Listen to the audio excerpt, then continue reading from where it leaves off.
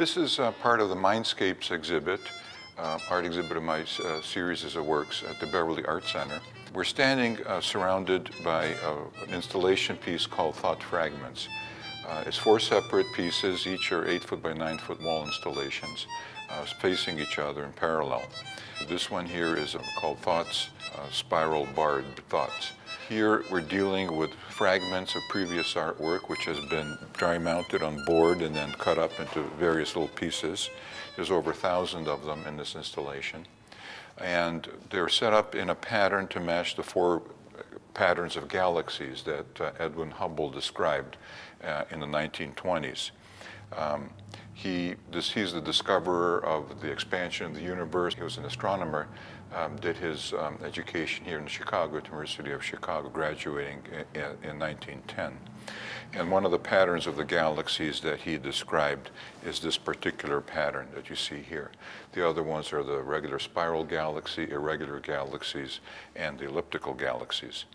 The reason I'm touching into cosmic issues in this installation is because I think that there is a continuity between our own nervous system activity, consciousness, and the cosmos itself. We do have 100 billion neurons in our brains.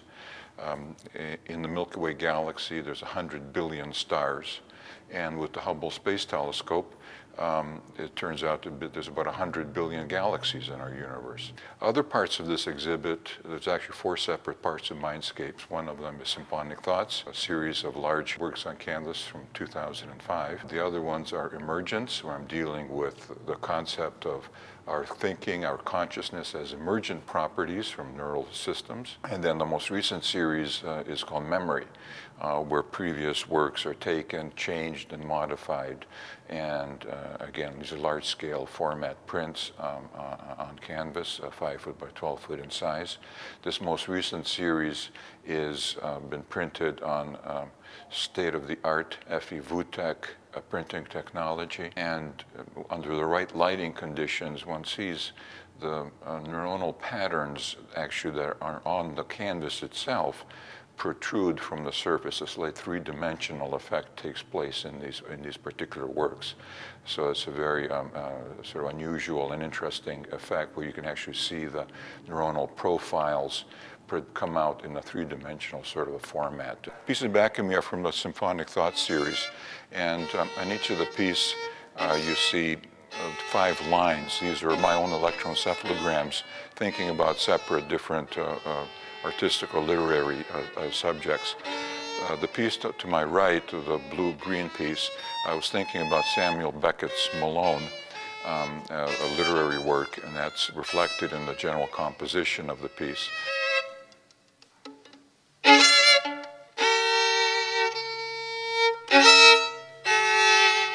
The underlying photograph, which is transformed, deals with an episode where I became lost in the mountains of Colorado, in the Rocky Mountains, and it was sort of a near-death experience that occurred out there. And blending these things together are barbs from barbed wire that I photographed in Toronto, where I grew up, and the barbs are distributed in a pattern on the electroencephalograms to match composition of music. And here I'm sort of incorporating musical elements, the 5 lines that you see in musical scores, and then a musical piece. In this particular piece, the music was from Johann Sebastian Bach's Fantastique. The outline you see is my brain. The general outline of it. And there's 100 of them in this series, and they're all numbered. There's a little sticker on the back explaining what this is. And I'm inviting people to take a piece of my mind with them as a souvenir from the show. And it's free, so please go ahead and take one that you like. And then eventually I expect my brain and mine will totally disappear by the end of the evening. There's always, in every single piece in my artwork, there are underlying photographic images that sort of are the basis for the start of the piece. Most of the photographs are tremendously transformed, and that's purposely done, and that's done through Photoshop on computers. That's done because our own brains, we have a tremendous memory of visual effects in our memories but we don't have filing cabinets of actual photographs. Everything's been tremendously transformed. Here we have neuronal networks taking place interconnectedly. This one segment here in the center is isolated, everything else is interconnected. And this is the one piece where I sort of incorporated myself as sort of a self-portrait of the artist being separate from society, sort of observing what's happening. It's called Ritual Solstice Memory. And this deals with, again, the trip that I did up to the high Canadian Arctic, where I was there on the summer solstice, it's June 21st. And at high noon, I took 7 stones and put them where the shadow ended from one stone, put the next large stone, and produced a stone timeline, stone shadow timeline, and photographed it. And then the actual stones and the background cliff and the glaciers, this was actually in Grise Fjord on Ellesmere Island, the most northerly Canadian island, and it's the most northerly settlement in North America. Well, there are a few pieces that I did where I kept the background photograph intact and didn't change it, just to show that there actually are background photographs. And if you look closely at this particular picture, you'll see this kind of a gray blob here between the orange neuronal profiles. And then you see in the background here this horizontal stretch of buildings. If you come in close, you'll see buildings here. This is a picture of the Sphinx, the back of the head of the Sphinx in Cairo, Egypt. And then you see here dramatically, I kept in this particular piece, the electroencephalogram tracings, the blue brain scan image with the details of my brain incorporated here and then here too. This deals with theory and information from the Emergence series. It's 5 foot by 6 foot in size. And it deals with information processing. And the underlying photograph is the mathematics building on the University of Chicago campus, where I actually took many courses in calculus and physics. As you can see, the web work of neuronal profiles is here. And again, the same kinds of issues, things incorporated are the electroencephalograms that you see, the tracings going back and forth here, and my own brain scans in this particular piece.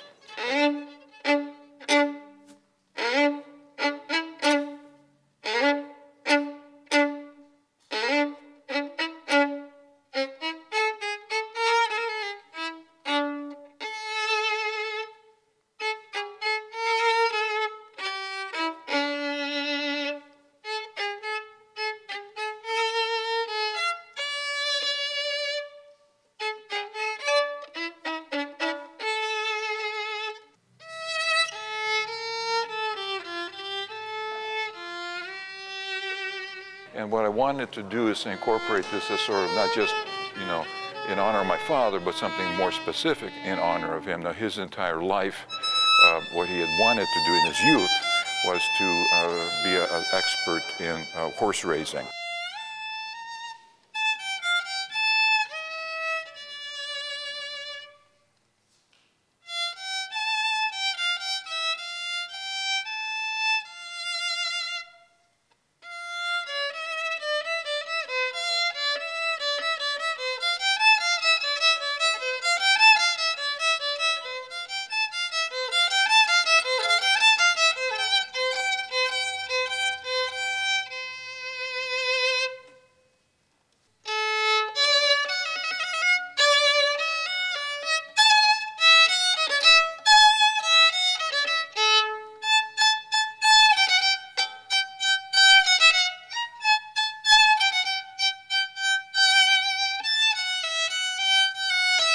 And the basic idea here is that as you're growing up, your childhood is so important and formative to you that it's really like barbed wire. It's in your brain and you can't get rid of it. So much of your personality is the way it is, the way you've been formed, and you can't change it, and it's there like barbed wire. And so that's why I had to go to Toronto to get the photographs of the barbs. And they're not in a random distribution at all. In each piece here, the barbs are placed in accord with some piece of symphonic music.